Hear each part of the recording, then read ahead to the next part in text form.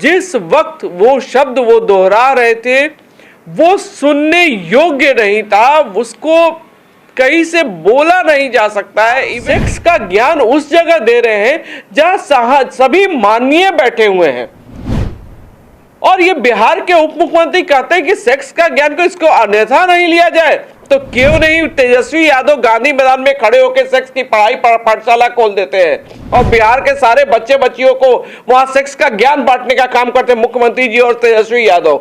तो कहा जाता है ना कि आप रोज जो कुछ कर्म करते हैं ना, उसका जब कुछ दिखता है तो लोगों को खुशी होती है, क्योंकि उनका हंसना भी मजबूरी ही था कि अपने नेता के बात पर नहीं हंसो तो कहीं बाहर चलकर नेताजी डांटने नहीं लग जाते। अगर नीतीश कुमार से बिहार नहीं संभल सक रहा है तो उन्हें अविलंब इस्तीफा देने का काम करना चाहिए। आज वो गणना करके लोग पीठ अपनी थपथपा रहे हैं कि हमारी सरकार में हुआ, लेकिन उसके सहयोग में सबसे पहले भारतीय जनता पार्टी थी। तो नीतीश कुमार जी जितना काम कर रहे हो, परेशानी का सबब उनका झलक रहा है।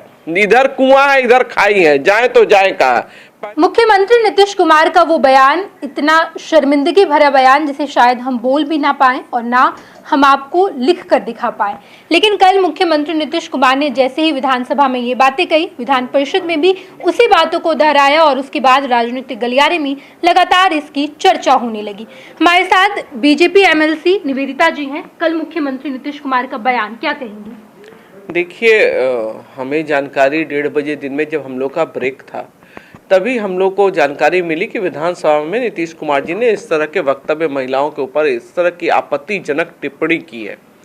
देखिए, किसी भी चीज़ को बताने का एक अपना तरीका होता है, स्थान होता है, लेकिन आप सदन में हैं और आप सम्मानित नेता हैं, पूरे बिहार के 13 करोड़ आबादी के आप नेता हैं, और इस तरह की वक्तव्य आधी आबादी का देना कहीं से शोभनीय नहीं था। नीतीश कुमार जी के शब्दों में हम लोग का सेकेंड हाफ का सत्र था और कल हम लोग का जो जाति गणना का रिपोर्ट आने वाला था सदन में पेश, उसमें बड़े ही सौहार्दपूर्ण वातावरण में हम लोग के वाद विवाद की चर्चाएं होने का विषय था और 2:30 बजे से वो हमारा कार्यकाल शुरू होना था। और जब सेकेंड हाफ के सदन में जब हम लोग गए और हमारी पार्टी ने पूरा इस जाति गणना का समर्थन किया, सहयोग किया, और हमारी पार्टी जब सरकार में थी तभी इस विषय का निर्णय लिया गया था कि हम जाति गणना करेंगे।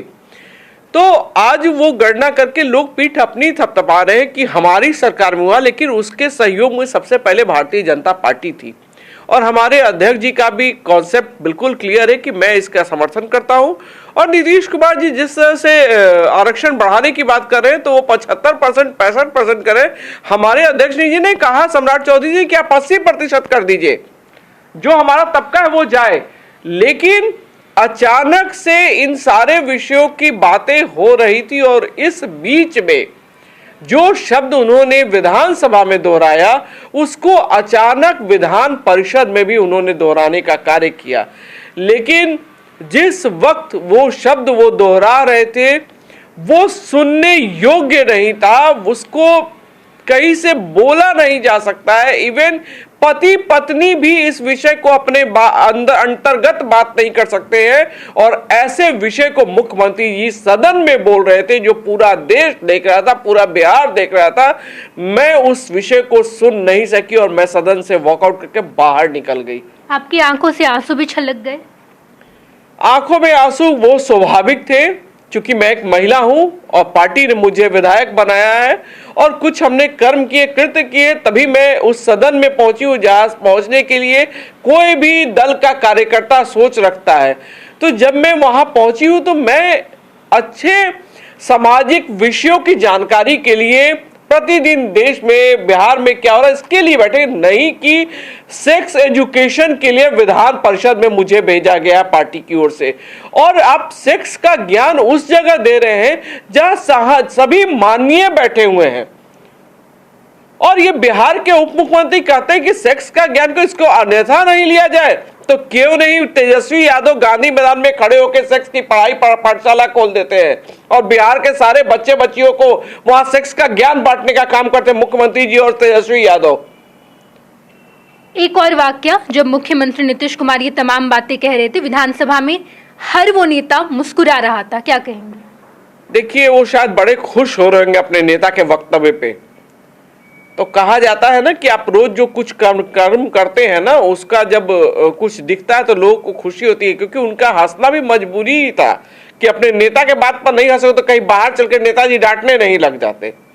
तो उन लोगों को तो नीतीश कुमार का डर सताता है, लेकिन मुझे कोई नीतीश कुमार का डर नहीं है, क्योंकि मुझे मेरी पार्टी भेजी है और मैं उतना ही बोलूंगी जितना मुझे समझ है।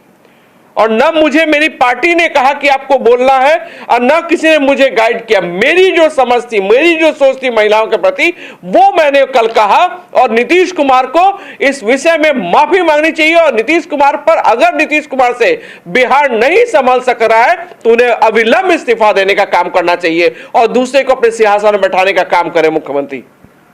कहीं ना कहीं विधानसभा में जब मुख्यमंत्री नीतीश कुमार ये तमाम बातें कह रहे थे, वहां पर किसी ने मुख्यमंत्री नीतीश कुमार को नहीं रोका, इस वजह से उनका मनोबल बढ़ा और विधान परिषद में भी दोहरा दिए। देखिए, मेरे प्रदेश अध्यक्ष जी ने, सम्राट चौधरी में जैसे ही उन्होंने वक्तव्य को अपने शुरू किया है इस विषय पे, उन्होंने तुरंत रोकने का काम किया और उन्होंने कहा कि माननीय मुख्यमंत्री जी, ये अशोभनीय विषय, ये आपके मुखार बिंदु से शोभा नहीं दे रहा है, आप इस विषय की चर्चा यहाँ न करें, यहाँ महिलाएं भी बैठी हुई हैं। तो कहते हैं बैठिए बैठिए, ये बताना बहुत जरूरी है। जो उनका आजकल का लैंग्वेज हो चुका है, जैसा वो बोलते हैं ठेठ जिसको कहते हैं ना, अब वो मुख्यमंत्री का लैंग्वेज भी बिगड़ चुका है। तो बैठिए बैठिए, हम समझा रहे हैं, बता रहे हैं, बताना जरूरी है। तो भाई अब कोई बोल तो सकता नहीं, आप मुख्यमंत्री हैं। उनको ऑब्जेक्ट किया गया, लेकिन वो सुने नहीं और अपनी पूरी बातों को उन्होंने कंक्लूड किया। इस तरह के बयान को वो सारे लोग जो इसका समर्थन कर रहे हैं, बिहार के उप मुख्यमंत्री तेजस्वी यादव, युवा नेता, वो अगर समर्थन कर रहे हैं तो क्या मैसेज जा रहा है बिहार की जनता में? देखिए, तेजस्वी यादव जी की मजबूरी है। अभी इधर नीतीश कुमार की मजबूरी है, उधर तेजस्वी यादव की मजबूरी है। इधर भाजपा की तरफ से दरवाजा बंद हो चुका है और उधर से तेजस्वी यादव और लालू यादव जी इनको परेशान कर रखे हैं। तो नीतीश कुमार जी जितना काम कर रहे हो, परेशानी का सबब उनका झलक रहा है। इधर कुआं है, इधर खाई है, जाए तो जाए कहाँ। पहले तो था कि इधर से नाराजगी हुई तो उधर पलट गए, उधर से नाराजगी हुई तो इधर पलट गए।